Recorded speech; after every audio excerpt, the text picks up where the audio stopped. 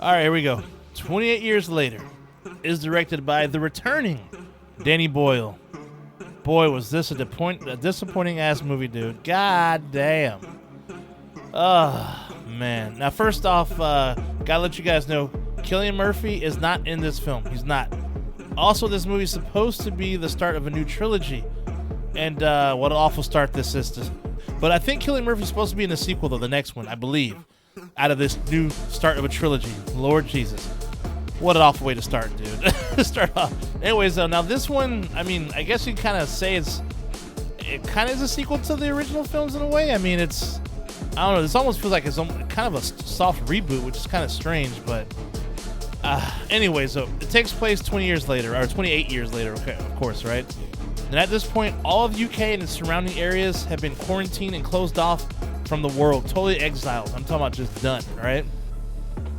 So a group of people live like in this on this island that's closed off with only one way in and one way out. Best way I can actually explain it is I think Mad Max 2, or how those people lived, you know, and that little area was like that town with the tires and all that shit surrounding.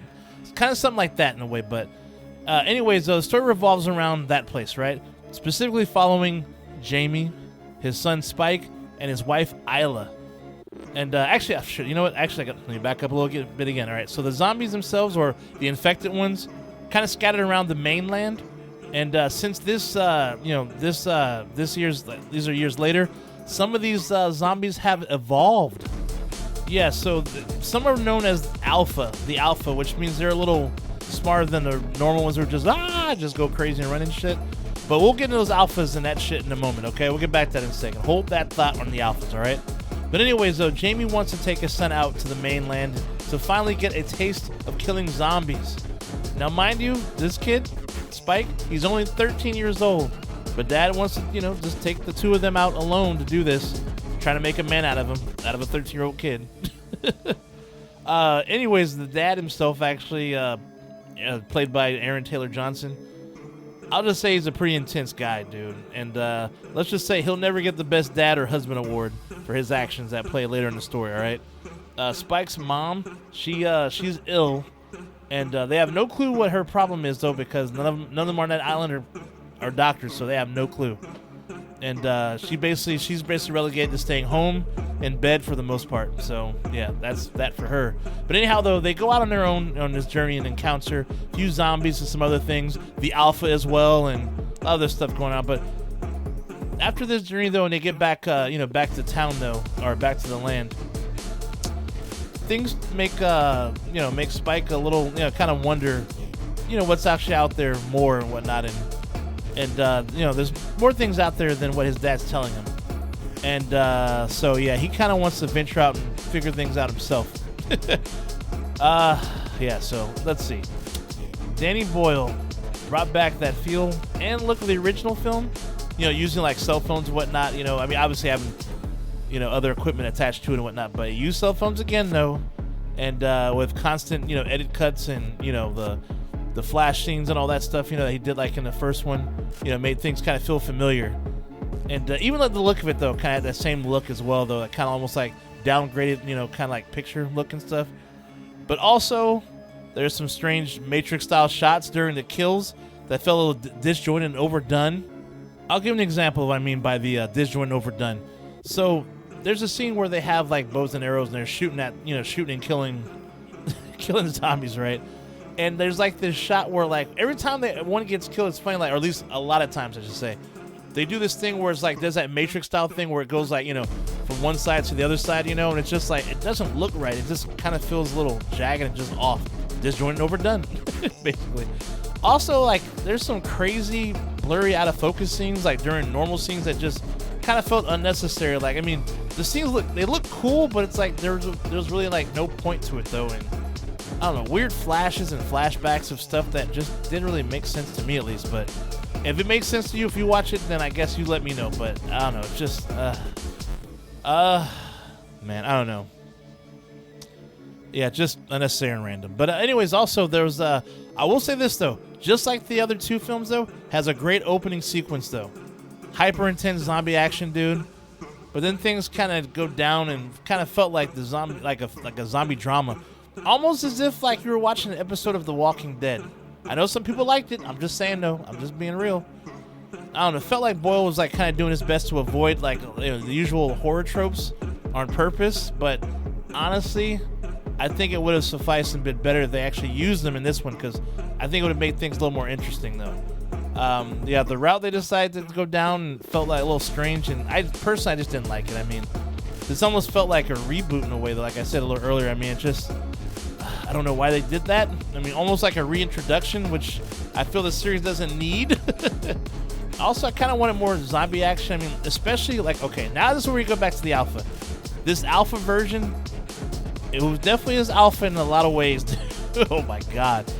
I just wanted to see like this thing do some damage, or more damage than we got to see. I mean, we got a tease of what it could do, but I wanted more though, man, because I mean, the way they explained it and discussed it, dude, you're just like, dude, I want to see this thing in action. Plus, when it comes to the alpha and also the other ones, I mean, I know it's just like years later, whatnot, and I guess they're supposed to be naked, but dude, the alpha, homeboy's ding-a-ling is like hanging like almost damn near to the ground, dude. Very distracting when you're watching this movie, dude. I'm just kind of like, it's not like you want to see it, you just can't help but to, because it's like right there. You're just like, really, dude? Really? Anyways, plus like the mom's illness plays a huge part in this movie, though. Honestly, the direction they went with it, I kind of wish they went a different direction, but it is what it is, though. It's more dramatic than anything, more dramatic beats than anything else. They could have went a different direction. I think it would have worked better. But anyhow, though, also there's a pregnant zombie too. I'll just leave that out there. But in my opinion, I'll say this: they did a better version of pregnant zombie. Pregnant zombie woman in the Dawn of the Dead remake, dude. Back in 2009 or whatever the year was, 2002, 5, whatever. But anyhow, the Dawn of the Dead remake, dude, they did it better. I'm just saying. Plus the ending, dude, felt so random, dude. It's almost like they put all the coolest kill shits, like, and everything else in the final 3 minutes of the film and said, hey, wait till, we'll see you at the next one. Just, it's kind of annoying. I'm like, wow, dude, you mean we could have had something like this at least halfway through the movie, but you didn't? What? I don't know. Anyways, plus this movie was nearly 2 hours. I mean, it was nearly 2 hours. 2 hours of what, dude? Lots of exposition, dude, and world building again. A huge penis dragging and wagging around, dude. A mom with some kind of disease or whatever kind of illness she has. Another thing about this, though, there was never really like a scene that really just moved me, dude. Like in the other two films, there were actually multiple scenes that just got me. There was nothing in this one, that had that huge, like, holy shit moment, dude, that, or that impact that I was used to seeing from the other two films. This is a bad start to the trilogy, dude. And up next in the director's chair will be Nia DaCosta, from what I hear. Loose rumor has it, though. She's the one who directed the last Candyman that came out a couple years back, and I thought that shit was awesome. So I hope we get some great nastiness and some fucking zombies running around and attacking and shit, dude, and not some boring ass, Walking Dead bullshit. Also, I hope we get more alpha stuff. So I'm assuming we do. I hope we do. But yeah, we'll see. I mean, I'm sorry, like I said before, sorry if anyone liked Walking Dead, but honestly, dude, the first two seasons were good. After that, dude, the rest was shite, except for a few cool like scenes, but not full episodes. Just my opinion. You can hate me, hate all you want. Just an opinion. Enough said. I'm just saying. But I'll just say, if you're gonna watch this, though, good luck.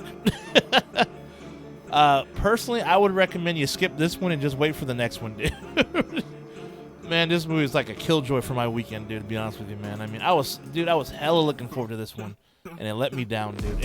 Dude, even my mom was annoyed by this one, and she loves the other two films.